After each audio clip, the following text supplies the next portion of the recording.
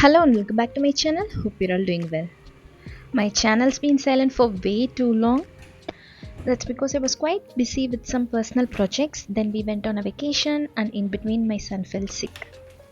But I promise you all, I have some interesting ideas lined up and I'll start uploading regularly.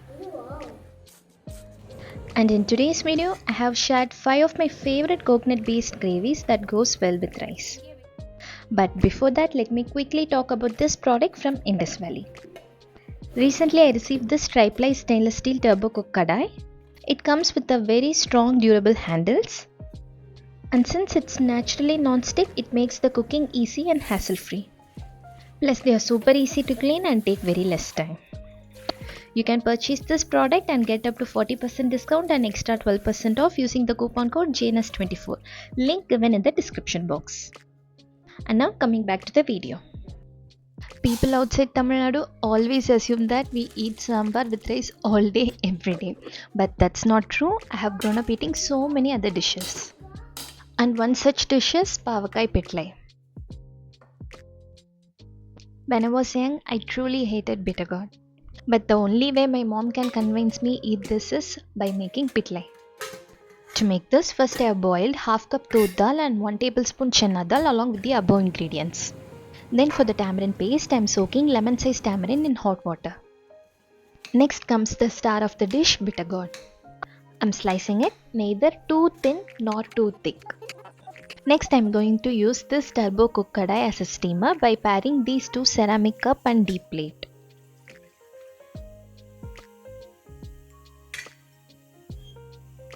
I'll be steaming this bitterguard along with half a cup of fresh peanuts. I steamed this for 7 minutes. I checked the doneness by passing the knife through it.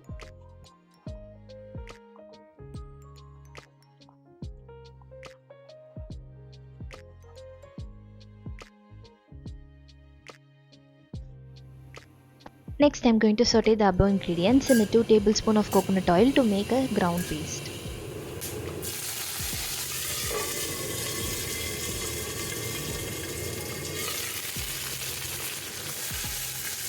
After sauteing it, I added dried red chillies and shredded coconut.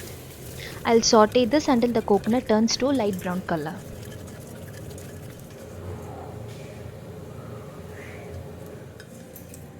Next, I transferred it to a mixer jar and added 2 teaspoons of coriander powder.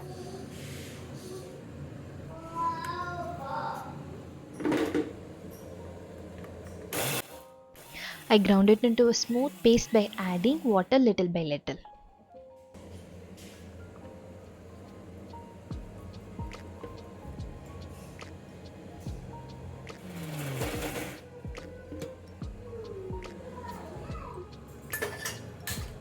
To the same kadai, I am adding the tamarind water. And I am using this metal strainer to extract the pulp. Then I am adding the steamed bitterguard and groundnuts. Then goes the boiled dal mixture.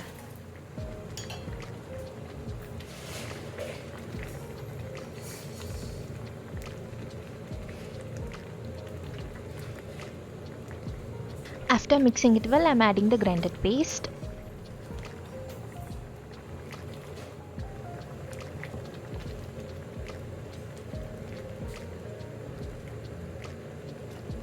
Again mixing it well and letting it boil.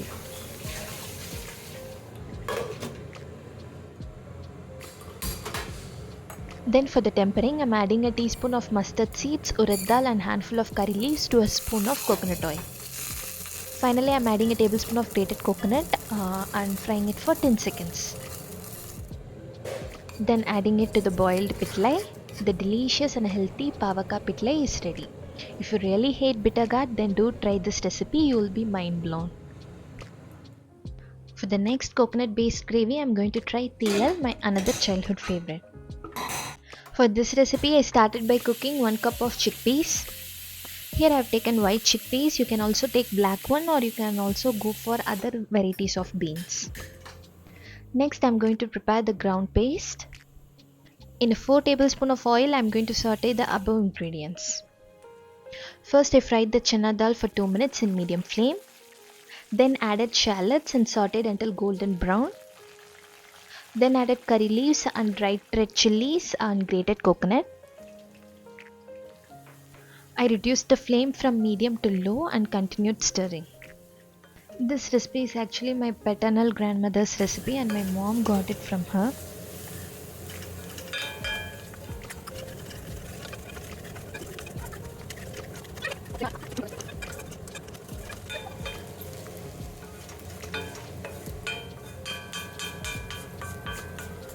After 5 minutes of continuous stirring, oil will start to ooze out like this. And after a few minutes, the coconut will change in color.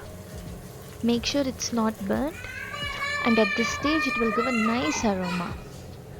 I transferred it to the mixer grinder and added 2 teaspoons of coriander powder to it and ground it into a smooth paste.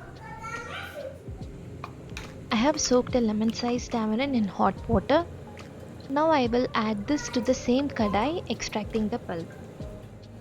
Then I added the boiled chickpeas. We can also add boiled vegetables like brinjal, drumstick, yam, tapioca. They will taste amazing. Then I added the ground paste, mixed it well and let it to boil.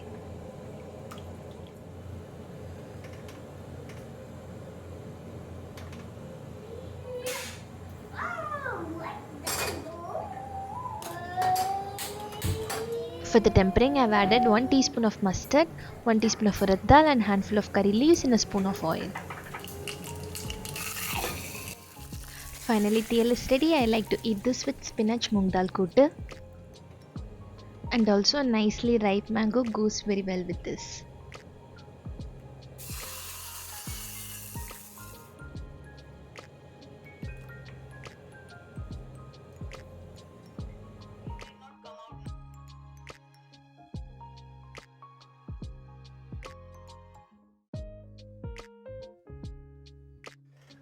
Next, I am going to prepare Sodhi.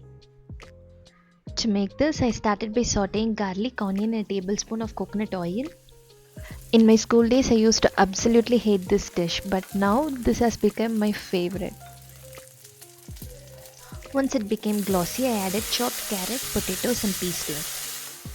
Sauteed for a minute and then added soaked moong dal.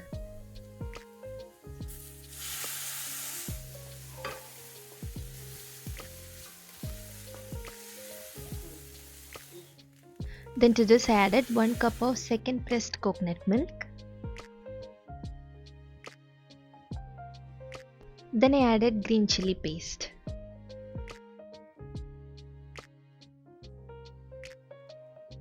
Added salt to taste. Then closed and let it cook for 10 minutes. If slow cooking is not your thing, you can directly add boiled moong dal to it. After 10 minutes I checked them, it needs to be cooked further. So I covered and cooked it for another 10 minutes until done. After it's fully cooked, I added 1 cup of first pressed coconut milk. Then I switched off the flame after letting it boil slightly. After that I added ginger extract. Always discard this white sediment. Then finally for the tanginess, I squeezed half a lemon. The ginger extract and the lemon juice enhances the flavor very nicely. Finally added the tempering. And Sodhi is ready. This is similar to coconut milk stew, but moong dal has been added. This goes well with rice, idiyappam and even appam. For the next recipe, I am going to share my favorite fish curry. Under fish curry, there are multiple recipes, but I prefer this method always. In a 2 tablespoons of oil, I added 2 cloves, 2 cardamom and 3/4 to 1 cup of shallots. And added salt and sauteed the onion until it becomes glossy. Added 1 small bulb of onion, peeled and sauteed for 2 minutes. Then added 2 small tomatoes, chopped and stirred continuously, still mushy. But before that I added 2 dried red chilli and 2 teaspoons of coriander powder.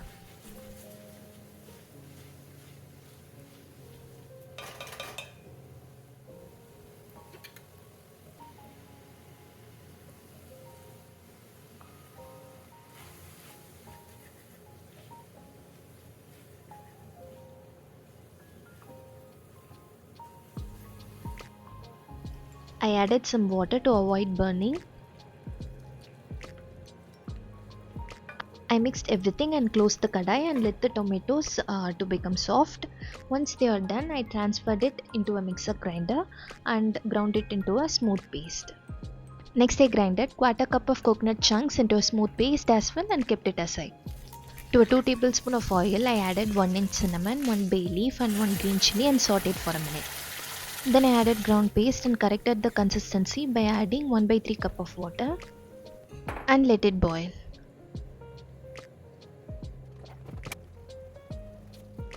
Then I added the coconut paste and rinsed the jar with half a cup of water and added it as well.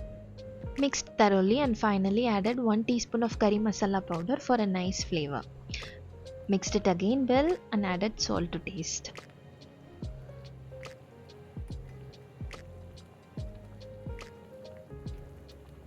Then gently I added the fish pieces. I have taken black pomfret here. I made sure that all the pieces are covered in gravy. Here I have approximately added 7 medium-sized pieces weighing 350 grams. I closed the kadai and let it cook in low flame for 15 minutes. Finally garnished it with some coriander leaves. I always like to have my fish gravy with fish fry. Super tasty fish curry is ready to be served. For the final recipe comes my most favorite chicken gravy. To make the ground paste, I have taken the above ingredients in a mixer grinder and I'll grind this into a smooth paste. In a 2 tablespoons of oil, I have added 3 teaspoons of fennel seeds, 1 clove, 1 cardamom, 1 bay leaf, 2 inch cinnamon and a handful of curry leaf. Sauteed it well and added 3 thinly minced onion and 2 green chillies. Added salt to taste and sauteed until glossy. I added 1 tablespoon of extra oil as I felt it was too dry. Then added 1 tablespoon of ginger garlic paste. Sauteed for a minute and then added 3 small tomatoes thinly chopped. Covered and cooked till the tomato became mushy. Then added 2 tablespoons of coriander powder, 1 tablespoon of chilli powder, 2 teaspoons of cumin powder and quarter teaspoon of turmeric powder. I mixed everything well and added a quarter cup of water to avoid burning of masala. Then I added 500 grams of chicken and mixed it well. Then I kept sauteing the chicken for 5 to 8 minutes. Then I added 200 ml of water. Decide this quantity based on your desired consistency. Mix well and I'll let this boil. I used to stay at my maternal grandmother's place during my summer holidays back in 2000. Every Sunday she used to make this amazing chicken curry, the best I've had in my entire life. But I never got a chance to get this recipe from her. But once I started cooking after marriage, I tried to recreate this recipe just purely from my memory. This was the closest version I could come up with. After it started to boil, I checked for the salt and added if necessary and reduced the flame to low and closed the kadai and continued to cook for 20 minutes. After 20 minutes, I checked for the doneness by cutting the chicken with a knife. It needs some more salt, so I added some. Then added the ground paste that we prepared earlier. Then I rinsed the mixer jar with half cup of water and added to the gravy as well.